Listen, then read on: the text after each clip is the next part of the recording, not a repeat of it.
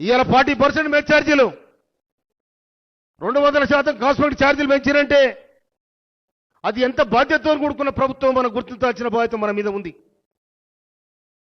అందుకోసమనే ఈ గొప్ప కార్యం, పెద్ద ప్రోగ్రాం ఇది.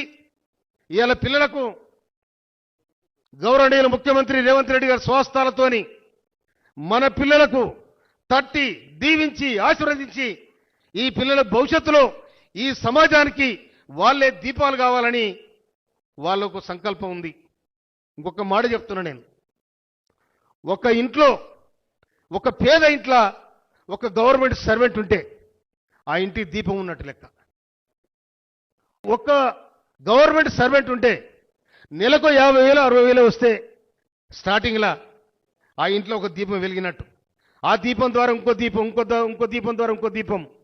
ఇట్లా నేను దాదాపు నా ఊర్లో ఇవ్వాల, నా గ్రామం, సొంత గ్రామం ధర్మారం, ఇవాళ 40 మంది పిల్లలకు అడ్మిషన్ ఇప్పించాను నేను. అది ఎనీ క్యాస్ట్, ఏ కులమైనా కానీ ఇది నా వృత్తిగా నేను భావిస్తాను. నేను ఇక్కడే కాదు, నా తుంగతుర్తి నియోజకవర్గంలో ఎవరు వచ్చిన పిల్లలకు అడ్మిషన్లు ఇప్పిస్తాను నేను అంత రిస్క్ తీసుకుంటా నేను.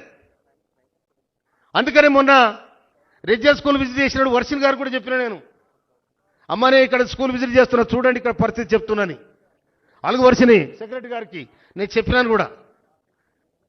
అందుకోసమనే ఇంత ఇన్స్టిట్యూషన్ ఆ స్థాపకులు ఇలా మన అవునన్నా కాదన్నా ఎన్టీ రామారావు దీని బీజం పోసిండు. కానీ వారు కూడా నేను మనం స్వర్గీయ ఎన్టీ రామారావు గురు ధన్యవాదాలు తెలియాల్సిన అవసరం ఉంది.